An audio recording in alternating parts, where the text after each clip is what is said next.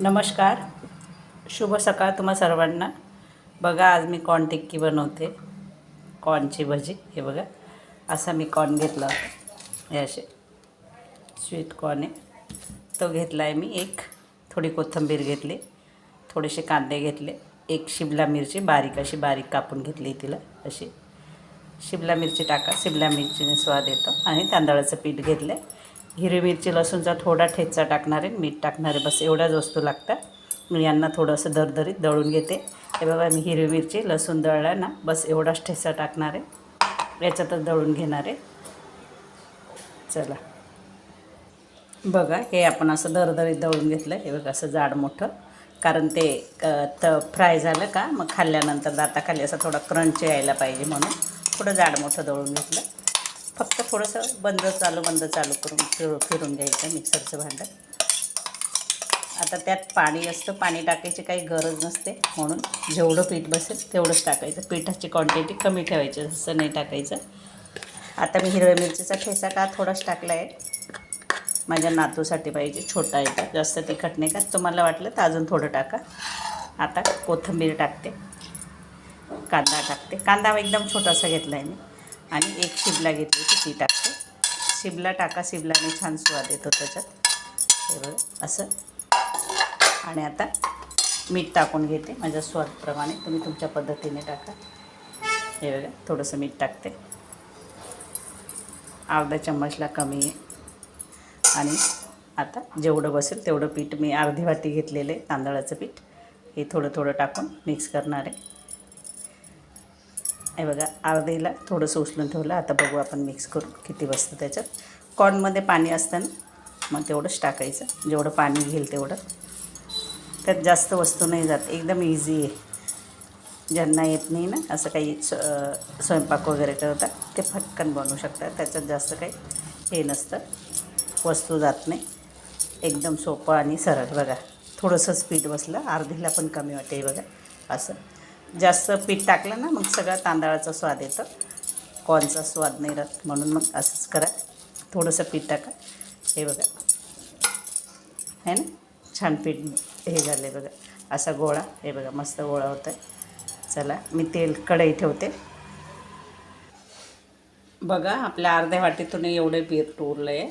आता मी हे करून घेते. हे बघा, कॉर्नचं पीठ घेते असं थोडंसं हातात. हे बघा असं. आणि त्याचे कॉर्न टिक्की करते. असं हातात घेऊन असं थापायचं. कढईमध्ये तेल ठेवलं, तेल गरम होतं. हे बघा, असं हातात घेऊन आणि असं थोडंसं थापायचं असं, आणि तेलात टाकायचं. तेल गरम झालं आहे आपलं, मी गॅस थोडा कमी केला. असं तेलात टाकायचं असं. हे बघा, परत करून घेते मी. बघा, हे आपले झाले. आता यांना काढून घेते. हे दोन मी असे राऊंडवाले केले, बाकीचे मी तुम्हाला दाखवते कसे करते अजून.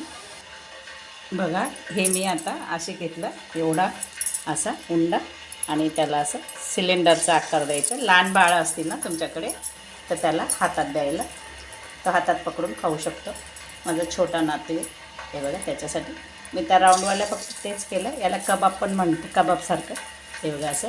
आणि मीठ टाकलं का लगेच करा, नंतर ते पाणी सुटतं त्याचं. हे बघा, मी सर्व हे असे करून घेतले, असे लांब लांब असे.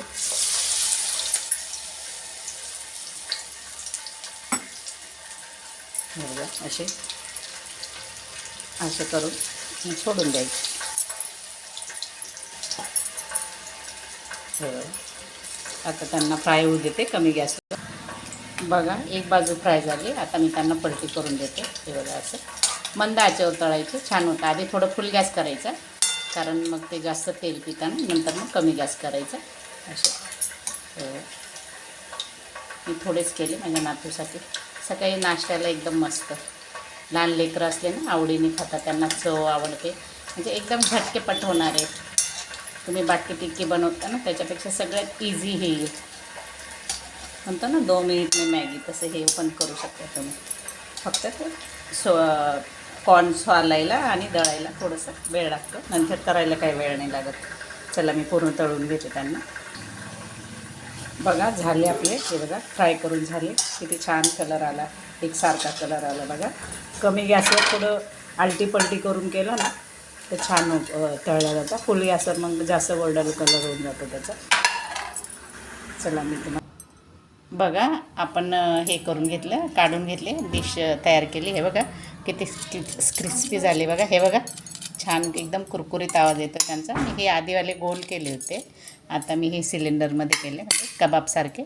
हे बघा तुम्हाला तोडून दाखवते. हे बघा किती छान, मध्ये एकदम मऊ लुसलुशीत आणि आतमध्ये असे असतात सॉसबरोबर खायला. हे बघा, या खायला. माझ्या चॅनलला लाईक करा, शेअर करा, कमेंट करा, सबस्क्राईब करा, बेल आयकॉन पण दाबा. माझ्या रेसिपी आवडल्यात मला लाईक करा, शेअर करा. धन्यवाद.